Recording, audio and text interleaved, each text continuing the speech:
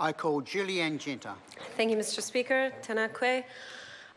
The Green Party is supporting this bill. I think it's useful that aspects of the bill are actually quite aligned to what Green Party has proposed in the past.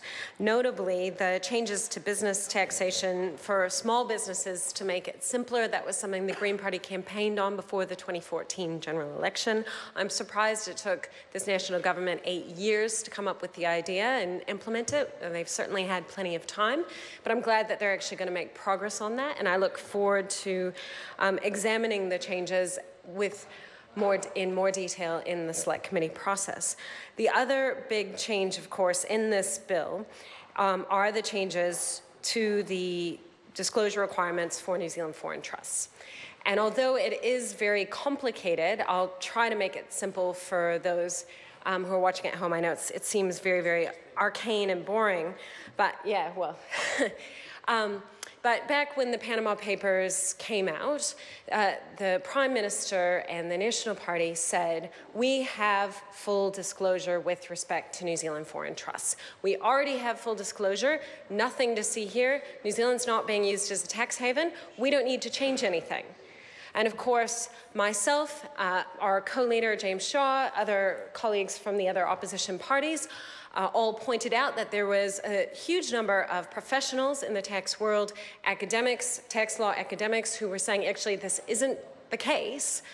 New Zealand doesn't have anything near full disclosure. In fact, there's a huge amount of secrecy around New Zealand foreign trusts, and this needs to be fixed in order to protect our international reputation. And of course, although the Prime Minister and the Minister claimed in the House that that wasn't the case, they had been told this by their own officials several years previous. And I think what New Zealand voters should be very concerned about is the fact that they cannot trust the national government to do the right thing, to listen to the advice of officials and do the right thing in the world and ensure that our laws are fair and supporting fairness and transparency with respect to taxation and international tax avoidance. It took the Panama Papers and sustained scrutiny and questioning from journalists and opposition parties for the national government to do the right thing and make these changes. And I congratulate them for doing it, but we have to point out that they denied there was a problem. They chose not to pursue it when nobody knew about it.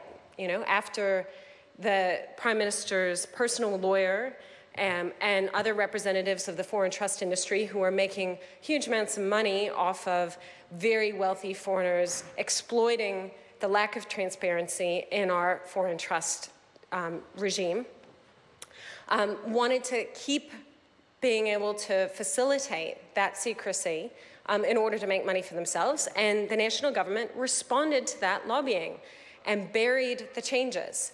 And so this is why it's so important to have an opposition, why it's so important to have investigative journalism, because it shines light on this cozy relationship between the government of the day and vested interests.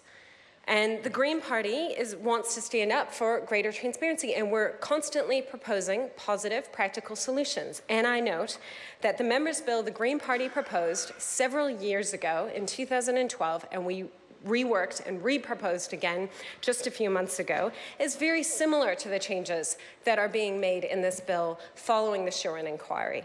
So if we look at Clause 10, the changes to Sections 59B, C, D, and E, those were all very, very similar to what the Green Party was proposing to increase transparency around New Zealand foreign trusts.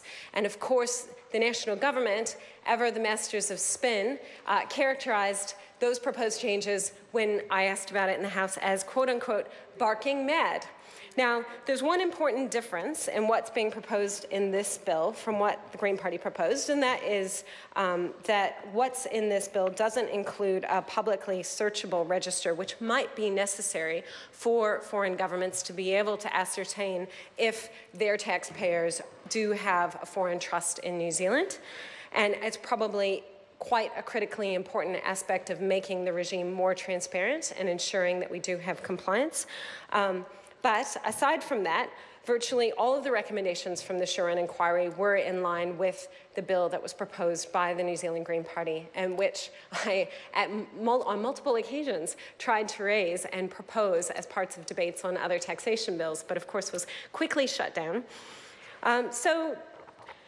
Yeah, the Green Party is happy to support this bill. We want a fair, simpler tax system for small businesses. We want a fair and more transparent tax system that doesn't facilitate tax avoidance by wealthy foreigners, because most New Zealanders, I think, agree. Perhaps some of the National Party members aren't in agreement with this, but I think that most New Zealanders agree that tax avoidance and evasion isn't right.